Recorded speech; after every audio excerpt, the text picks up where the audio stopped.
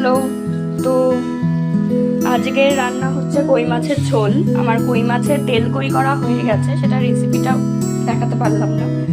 তেল কই মেনলি করে হচ্ছে গিয়ে জিরে আর লঙ্কা বাটা দিয়ে আর তেল দিয়ে জল দিয়ে ওটাকে ভালো করে মাখিয়ে নিয়ে কড়াইতে বসিয়ে দিতে হয়, একটুখানি ঢাকা দিয়ে রাখতে হয়। ঢাকা দিয়ে দিলে তারপর একটুখানি রেখে দিলে রান্না কমপ্লিট।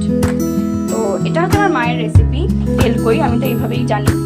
এছাড়াও আরও অনেকে পেঁয়াজ টিয়াজ দিয়ে করে, সেসব আমি খাইনি। কই মাছটা পেঁয়াজ দিয়ে আমার ঠিক খাইও নি, চেষ্টাও করার দরকার নেই আমার। যাই হোক, এবারে কই মাছের ঝোলটা সেটা যদি আপনারা দেখতে চান দেখবেন, ভালো লাগবে। 2 পিস কই মাছ, আমার বর কই খায় না, আমি আর আমার ভাসুরি আজকে খাবো, আর ব্যাস এইটুকুই। ওকে, তো চলো রেডি হোক। হ্যাঁ,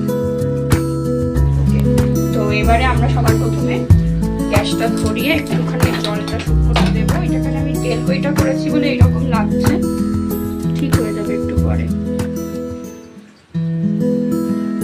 আচ্ছা, এবারে আমাদের এখানে অলরেডি কই মাছ ধোয়া আছে, তো আমরা এখানে কি করব, সামান্য একটুখানি নুন,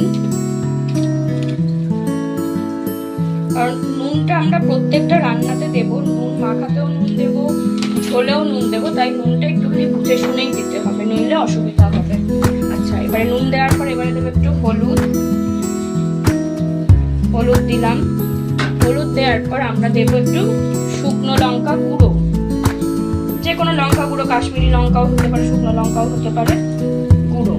ঠিক আছে, দিয়ে এটাকে ভালো করে আমরা একটু মেখে নেব, ম্যারিনেট করবো, যেটাকে আমরা ইংলিশে বলি ম্যারিনেট করবো। ওকে, তো ম্যারিনেট করা হলো। এবারে আমরা কি করবো, এটা আমার টাইম কল, তো বন্ধ করলে একটা কেটে গেছে, এখন যদি আমি বন্ধ করে দিলে জল পড়বে না, তাই জন্য পড়বে। আচ্ছা, এবার কড়াইয়ের দিকে ফোকাস করো। আচ্ছা, এবারে এখানে একটু ঢালবো তেল, সর্ষের তেল। ঠিক আছে, এইটুকু সামান্য দিলাম, একটু গরম হোক তেলটা। ওকে, তো এবারে আমরা কই মাছটা ছাড়বো।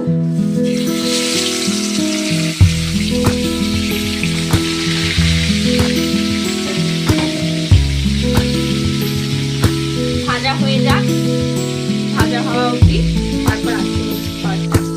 আচ্ছা, তো এবারে হচ্ছে এটা ভাজা হচ্ছে, তো ভাজা হোক, ততক্ষণ কি কি ইনগ্রেডিয়েন্ট লাগে এটা তো আমি বলে দিচ্ছি।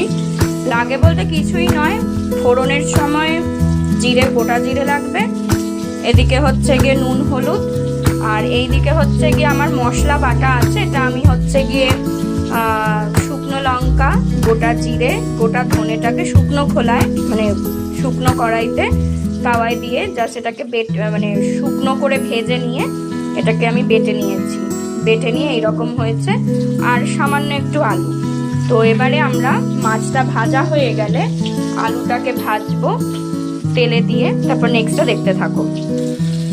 আচ্ছা, এবারে আমাদের এখানে মাছ ভাজাটা হয়ে গেছে, তো আমরা একই থালাতে মাছটাকে আমরা আগে তুলে নেব।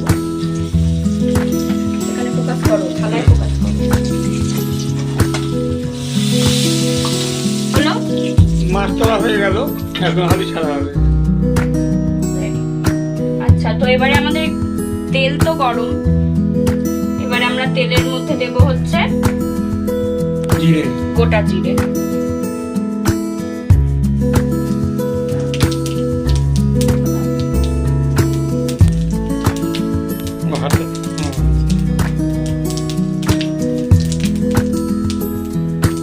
জিরেটা আমাদের হয়ে গেছে গরম, জিরে তেলে হয়ে গেছে। এবার আমরা দেবো আলুটা এবার আমরা ছাড়ছি করে। এবারে আলুটাকে ভাজতে,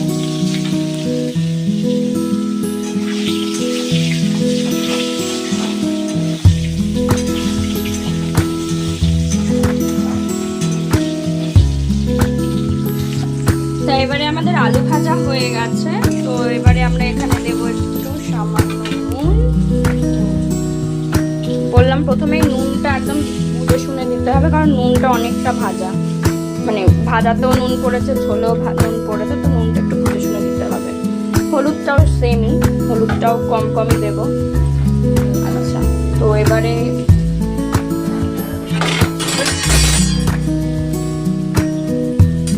তো আমাদের এবার হলুদ হয়ে নাড়িয়ে, কিছুই না, একটু জল দিয়ে এবার এটাকে আমরা সেদ্ধ হতে দেব।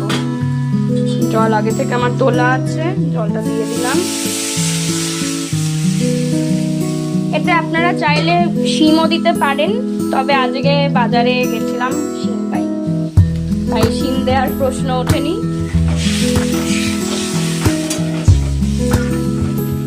শিম দেওয়া যায়, বেগুন দেওয়া যায়, অনেক কিছু দেওয়া যায়।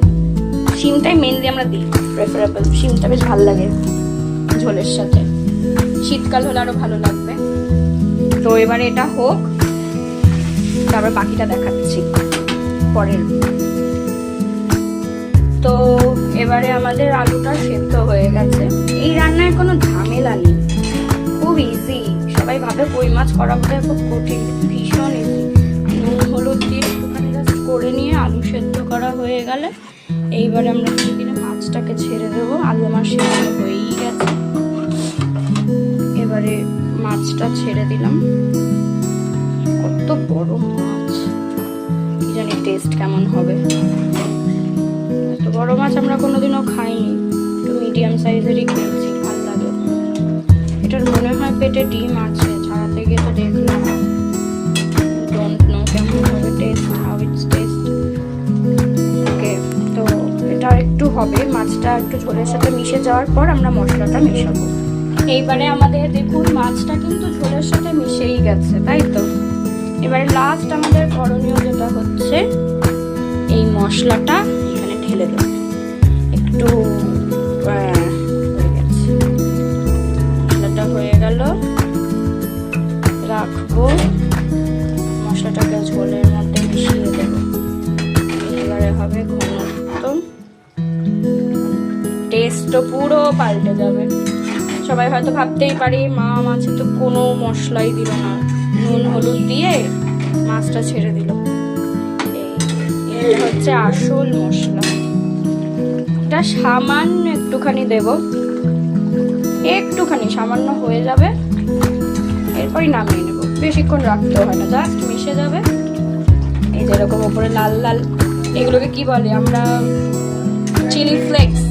চিলি ফ্লেক্স আমরা ইউজ করি, সেই চিলি ফ্লেক্সের মতনই একটু একটু ভেসে উঠেছে। যেহেতু শুকনো লঙ্কাটাকে আমরা ভেজে শুকনো খোলায় ভেজেছি, শুকনো লঙ্কা, আবারও মশলাটা বলে দিচ্ছি, শুকনো লঙ্কা, গোটা ধনে, গোটা জিরে, 3 থেকে, যেটা আমরা আলু কাবলির মশলা অ্যাকচুয়ালি যেটা আমরা দিই, এটা ম্যাক্সিমাম রান্না ইউজ হয়। যেমন ঘুগনিতে, নিরামিষ ঘুগনি করলাম এটা ইউজ করি, তারপরে হচ্ছে আলু কাবলিতে ইউজ করি, আলুর দমে, নিরামিষ আলুর দমে ইউজ করি।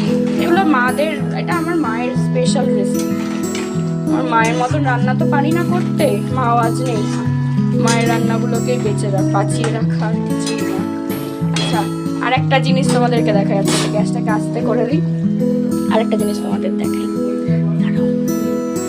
এই দেখো আমাদের ঠাকুর তৈরি হচ্ছে। এই যে ঠাকুর আজকে আমাদের মসৃণ মোজাইক হচ্ছে, এটা বেলে মাটি দিচ্ছে, আমি বলি মোজাইক হচ্ছে। পুজোর আর কদিন বাকি, আর তো কটা দিন বাকি, কদিন বাকি সবাই বলো তো, কদিন বাকি? সবার জামা কাপড় কেনা হয়েছে? 25 দিন। তাহলে সবার জামা কাপড় কেনা হয়েছে কিনা সেটা বলো। আমাদের কার্তিক গণেশ নেই, অনেক বড় হিস্ট্রি আছে কার্তিক গণেশ না থাকার। বাহনও নেই কোনো, শুধু ওই মহিষাসুরের সাথে একটা সাপ থাকে, আর আমাদের সিংহ বাবাজি আসে মাকে নিয়ে। বাকি লক্ষ্মী সরস্বতী একাই আসে, কোনো বাহনে না চেপে। আর সিংহ, নরসিংহ রেডি হোক, তারপর সব গোটা ভিডিও পুরো ফটো দেখাবো। আমাদের মা দুর্গা, লক্ষ্মী, সরস্বতী, আর অসুর আর সিংহ। ওকে, তাহলে এবার আমরা কই মাছটাকে নামিয়ে নিই।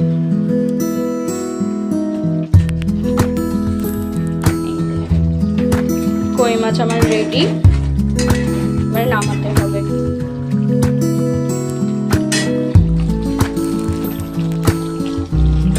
তাহলে এবার আমরা কড়াইটাকে দিয়ে, ঝোলটা আমাদের হয়ে গেছে, গ্যাসটা বন্ধ করে দিই।